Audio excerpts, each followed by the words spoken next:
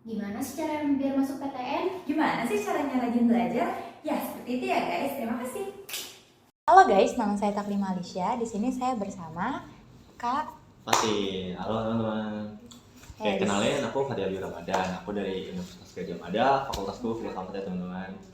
Oke, di sini kita akan nanya tipis-tipis nih. Oke, apa tuh?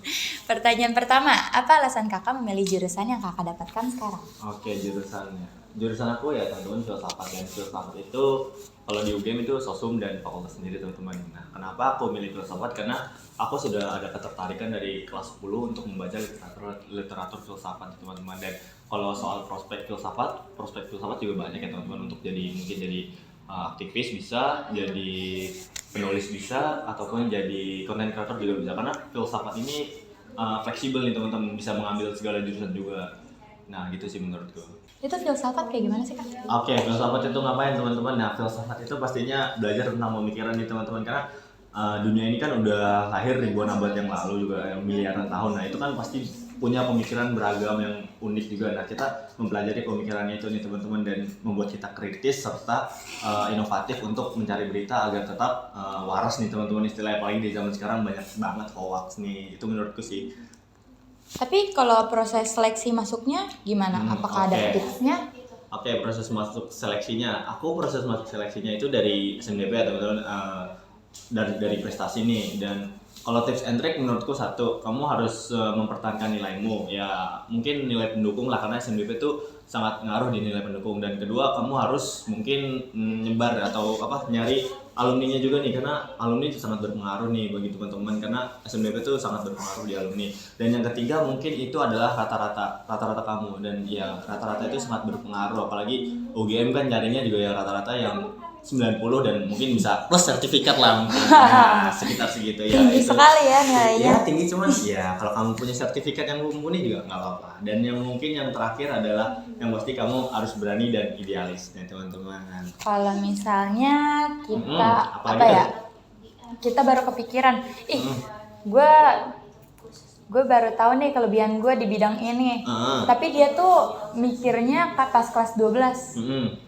Itu gimana cara ngejarnya? Kan nggak mungkin kan dia Oke, benar banget. dia ngejar cepet banget. Kalau dari aku, kalau misalnya kamu baru nemuin passion kamu di kelas 12, aku saranin kamu masuk lewat jalur UTBK, yaitu ya belajar lagi. Ya mungkin belajarnya bisa secara otodidak ataupun bimbel nih teman-teman, karena di luar sana bimbel terbuka banyak dan terbuka bebas nih teman-teman. Tapi yang pasti minusnya ya kamu harus mengeluarkan uang lah istilahnya teman-teman. Nah, mungkin kalau belajar secara otodidak juga bisa nih, kalau mungkin bisa nyari nih teman-teman yang sefrekuensi dengan kamu ingin masuk jalur SNBT.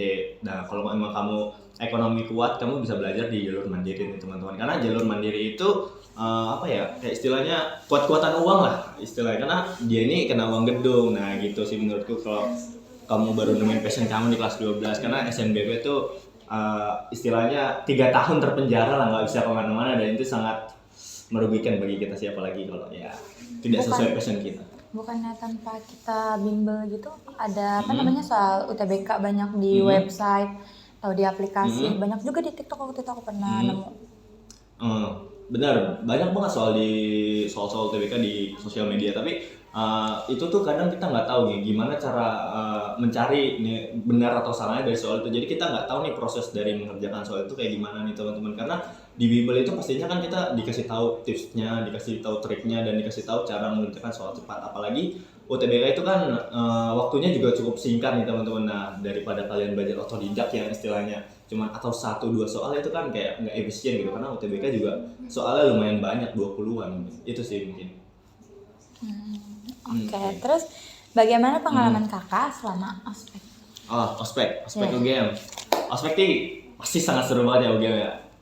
Mungkin ada yang tahu nama istilahnya pionir ya. Pionir itu adalah ospek UGM, dan pionir itu nanti kita di hari pertama itu kita akan dikumpulin di lapangan UGM ya, lapangan Pancasila namanya teman-teman. Dan itu di situ kita akan lihat gitu berbagai tarian-tarian dan berbagai sambutan juga, dan berbagai istilahnya penghargaan nih buat kita. Dan nanti di hari kedua kalian sudah mulai masuk ke fakultas kalian, dan itu belum masuk ke fakultas kalian, tapi kalian masih masuk ke fakultas orang lain, dan itu dinamain gugus nih teman. Karena nanti di gugus itu kalian ada teman dari lintas jurusan nih kan. Jadi UGM ingin kalian temennya nggak hanya di fakultas aja, tapi di lintas Nggak cuma jurusan. di situ-situ doang. Benar banget, di lintas jurusan juga ada. Nah, nanti di hari terakhir pas pionir itu kita akan ada main topi nih teman-teman. Ada yang tahu kan, yang mungkin di sosial media kan itu yang gambar ya kayak gitu. Nah, tapi itu minusnya kita panas-panasan. Nah, setelah hari terakhir itu akan ada action plan nih teman-teman ya, yang dimana kalian akan diberi proker untuk ke sekolah ataupun ke RT, RW, desa atau semacam itu. Kalian membantu orang-orang warga sekitar situ. Kalau kemarin aku ke sekolah dan aku menjadi guru sama satu gugusku itu menjadi cosplay lah, istilahnya cosplay jadi guru itu selama 1 hari, dan itu sangat seru banget sih karena ngajar anak kecil yang kelas 1 sampai 6 itu sangat-sangat seru. Dan ya kita membuat prokernya gimana biar efisien dan efektif dan anak-anak juga nggak boring nih teman-teman. Nah, makanya menurutku Pionir UGM salah satu ospek yang paling kalian nantikan. Tapi selama proker itu kakak dapat apa ya? Dapat apa tuh? Dapat reward gitu atau? Dapat reward. Oh, kalau soal reward Iya. kita nggak dapat ya karena itu masuk ke kurikulum. Cuman kita dapat apa di situ?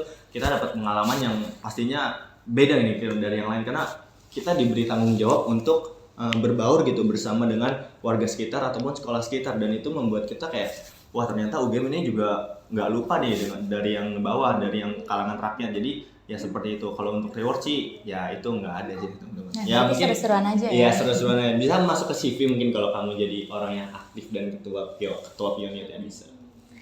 Oke. Kakak kan pasti kan nggak mungkin gak ngekos dong. Iya, oke. Apalagi? Iya. Ini bagaimana pengalaman kakak tinggal di kos atau asrama jika kakak merantau? Oke, disclaimer teman-teman, aku nggak ngekos, aku asrama ya teman-teman, karena orang tua aku masih mempercayakan aku untuk tinggal di asrama, dan pastinya asrama UGM itu seru banget ya teman-teman. Aku memilih kamar di asrama yang berdua, jadi aku punya teman dari fakultas biologi lah, dan itu sangat membantuku kalau ketika aku lagi ingin bercerita nih, tinggal ada cerita teman samping kamar. Nah, bener banget. Tapi dan di asrama itu juga seru banget karena ada banyak kegiatan yang pastinya, tapi di situ minusnya kalian harus war ya dengan asrama-asrama lain ya, kayak Kenapa? ya kayak rafting itu kan ya seru banget sih, terus kayak rafting, terus kayak bermain bola ataupun bermain bersama ataupun diskusi antar asrama, itu sangat seru sih menurutku, biar kita di Jogja nih istilahnya nggak kesepian gitu lah, karena kan kita anak rantau. Nggak boring juga ya? Iya, nggak boring juga, kita kan anak rantau, kita nggak punya siapa-siapa di sana, dan ya itu menurutku sangat membantu sih biar aku istilahnya nggak kesepian kayak di kos lah gitu sih. Jadi rekomen banget buat masuk asrama karena banyak kegiatan. Tapi kakak merasakan perbedaan kayak dari sekolah ke dunia perkuliahan nggak? Oh, itu pasti sangat ya teman-teman, karena yang pertama perbedaan yang aku rasain itu adalah aku harus mandiri. Jadi mandiri di sini dalam artian aku harus istilahnya milih-milih dosen nih teman-teman, karena ada dosen yang emang istilahnya susah untuk ngasih nilai, dan itu mungkin sangat membuat aku sulit lah teman-teman. Nah, sedangkan kalau di SMA ini kita kan nggak bisa milih guru ya, milih guru atau itu udah otomatis. Jadi ya itu sih yang pertama, dan yang kedua mungkin kita harus belajarnya juga nggak ada yang ngingetin, dosen nggak mau tahu, pokoknya belajar nggak belajar kalian nanti udah ulangan aja gitu ya. Berarti nggak dikasih reminder gitu kayak? Nggak dikasih reminder, iya nggak dikasih reminder. Jadi dosennya udah cuek dan itu balik lagi ke kitanya. Dan yang terakhir itu dosennya nggak akan peduli kalau kamu masuk atau nggak masuk, itu dosennya nggak akan nanyain, langsung aja ini nggak masuk ya udah di checklist nggak masuk, ini nggak masuk ya udah. Jadi seperti itu kan. Kalau di SMA mungkin masih ada yang nanyain kenapa sakit ini, kalau di kuliah itu emang benar-benar nggak ada sih teman-teman. Jadi individualisnya juga tinggi, cuman ya dosen memang seperti itu sih karena mungkin jabatannya sangat tinggi. Itu sih. Oke, sekian, terima kasih. Oke. Halo Sobat Pers, hari ini aku kedatangan kakak-kakak alumni dan aku mau menanyakan beberapa pertanyaan nih. Sebelum itu kita kenalan dulu ya sama kakak-kakaknya. Halo, nama aku Adifa Priscilla Budianti, biasa dipanggil Priscilla atau Diva, terserah kalian mau manggil apa. Nah, jadi kita masuk ke pertanyaannya. Yang pertama, menurut kakak apa hal yang paling penting kita lakukan untuk bisa meraih PTN? Kalau menurut aku sih ya, yang udah pasti dan basic, tapi emang pasti harus kalian lakuin, banyak-banyak rajin belajar. Jadi kayak ya udah, aku sih nggak seambis itu, kita santai aja ya teman-teman ya.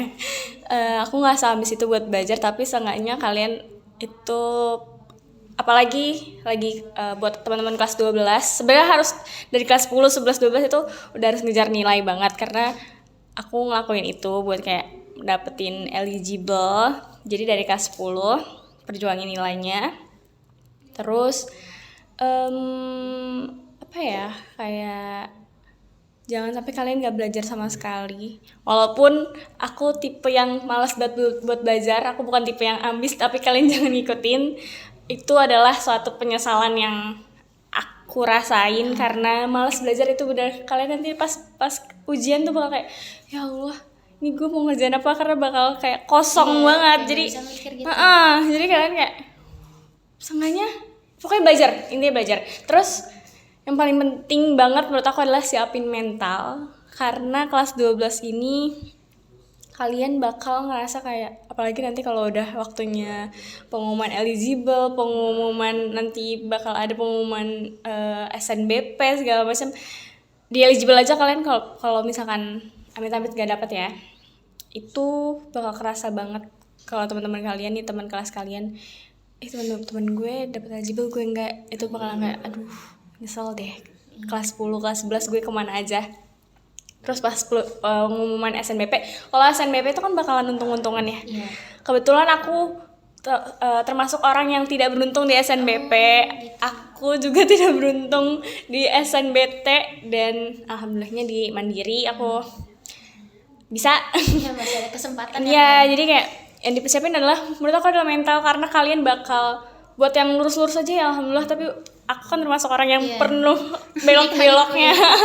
Jadi kayak mental tuh harus banget kuat, karena kayak bakal ngeliat teman-teman kalian atau orang-orang sekeliling kalian, ih dia udah berhasil, gue gimana ya. Nah tapi salah satunya kayak bakal ngerasa kayak bakal ada masa kalian down banget, stres banget, itu pasti bakal ada. Jadi kayak yang tadi aku bilang, harus disiapin mentalnya. Terus udah sih itu aja paling. Sama kelas 12 ini harus banyak-banyak iritnya, karena banyak pengeluaran. Banyak banget pengeluaran, entah dari masih sekolah uprak segala macem, terus nanti bakal ikut tes atau bayar-bayar. Kalau SNBP ya alhamdulillah ya, ini kita bahas yang setelah SNBP ini, kayak itu kita bakal melewati banyak tes. Kalau langsung keterima syukur, Alhamdulillah. iya, tapi kalau nggak keterima ya pahit-pahitnya itu kita harus punya semangat buat raih PTN sih. Jadi kayak mempergunakan semua kesempatan yang ada buat terus coba, gagal coba lagi, itu aku kayak gitu. Ya, intinya harus tetap semangat ya guys, biar bisa ngeraih apa yang kita mau. Dan jangan lupa belajar dan berserah diri kepada Tuhan. Betul, banyak-banyak doa itu penting banget. Selain usaha yang pasti, doa juga. Iya, betul. Oke, kita langsung masuk ke pertanyaan yang kedua.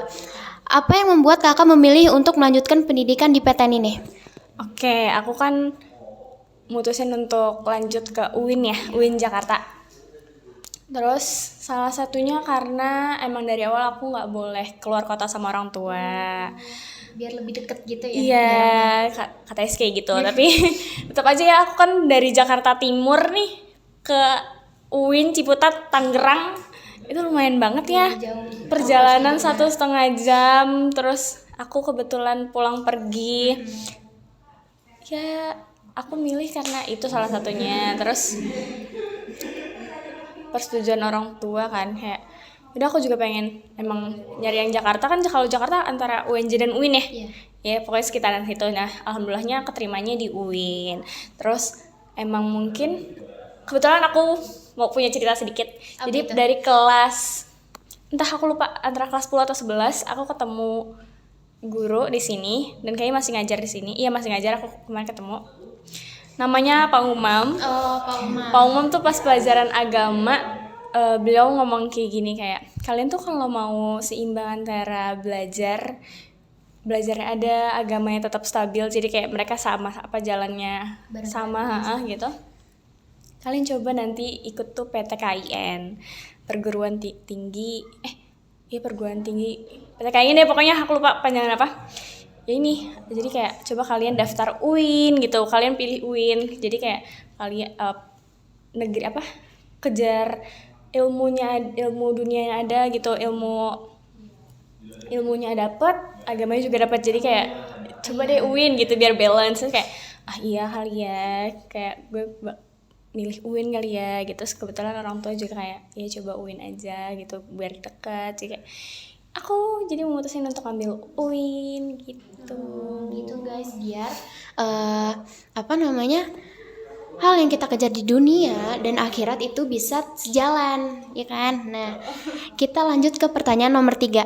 Apa yang kakak ketahui tentang prodi yang kakak pilih dan alasan kenapa kakak milih prodi tersebut? Oke, aku ngambil jurusan komunikasi dan penyiaran Islam, fakultasnya Fakultas Dakwah dan Ilmu Komunikasi. Terus di sini itu intinya ada kayak apa ya? Aku tuh mikirnya kayak aku kan suka ngomong nih ya. Terus di sekolah juga kayak selama sekolah ikut OSIS, terus pernah ikut pers juga. Jadi kayaknya gue perlu yang sesuai fashion gue deh. Kayak apa ya? Kayak komunikasi kayak ya udah ngomong gitu.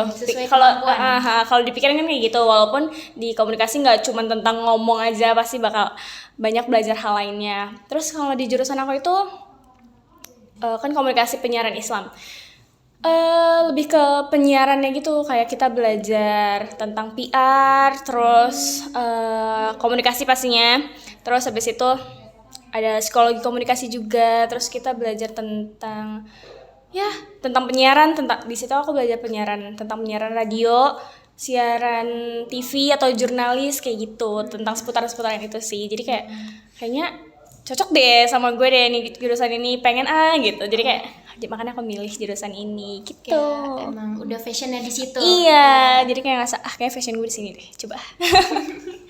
Nah, itu ilmu baru guys yang kita dapat dari apa yang kita tanya. Nah, sekarang masuk ke pertanyaan yang terakhir. Bagaimana cara kakak membagi waktu antara kuliah dan kegiatan lainnya? Nah, di luar kuliah apakah kakak ada kegiatan yang lainnya gitu? Dan gimana cara bagi waktunya? Kalau aku kan kalau buat bagi waktu mungkin udah lumayan terbiasa sama kayak bagi waktu antara sekolah sama kegiatan OSIS gitu misal. Jadi kayak udah sering kayak kebiasa juga sih. Terus Jadi udah terbiasa aja gitu. Terus kayak kalau sekarang aku kegiatannya paling kuliah, terus ikut juga organisasi di luar. Aku ikut organisasi eksternal, sama di rumah juga aku punya ikut organisasi. Terus sekarang sambil ini sih sedikit coba-coba, aku lagi nyoba kerja juga, paling kayak, tapi kerjaan aku nggak yang terlalu seberat itu sih, maksudnya kayak aku kan kadang make upin orang juga ya, MUA gitu. Jadi kayak kalau MUA kan ya fleksibel aja, maksudnya kayak tunggu callingan. Iya, tapi sekarang aku lagi nyoba, baru sih, belum jalan 1 bulan, bener-bener baru. Aku sambil kerja gitu jadi host live. Baru nyoba. Di mana tuh host live-nya? Kayaknya dikat aja deh. Oh iya. Enggak apa-apa. Pengen tuh aja ya. Jadi kayak ya udah buat nyeimbanginnya antara kegiatan utama aku kuliah sama di luar kuliah. Jadi kayak dijalanin aja, kayak diseimbangin waktunya, atau kalian bisa atur jadwal kalian. Misal jam segini aku waktunya kuliah, nanti jam selanjutnya mungkin aku bisa selingin sama mungkin ngerjain. Misal aku di organisasi ini punya kegiatan ngerjain sesuatu, misal ngedit gitu misal ya. Jadi kayak mungkin jam pastinya kan kita utamain kuliah dulu dong, karena kita kan mahasiswa gitu. Betul. Jadi tugas utamanya adalah ya belajar gitu. Terus jam segini buat belajar, nanti cari jam kosong yang buat gak ada jam buat ngerjain tugas kalian untuk utama kuliah. Terus jadiin kayak selingin deh buat sambil nyelesain tugas gue yang di organisasi ini gitu. Terus itu sih paling utamain apapun tugas kalian di luar selain belajar ini, selalu utamain buat belajar, karena emang tujuan kita kan emang buat belajar ya.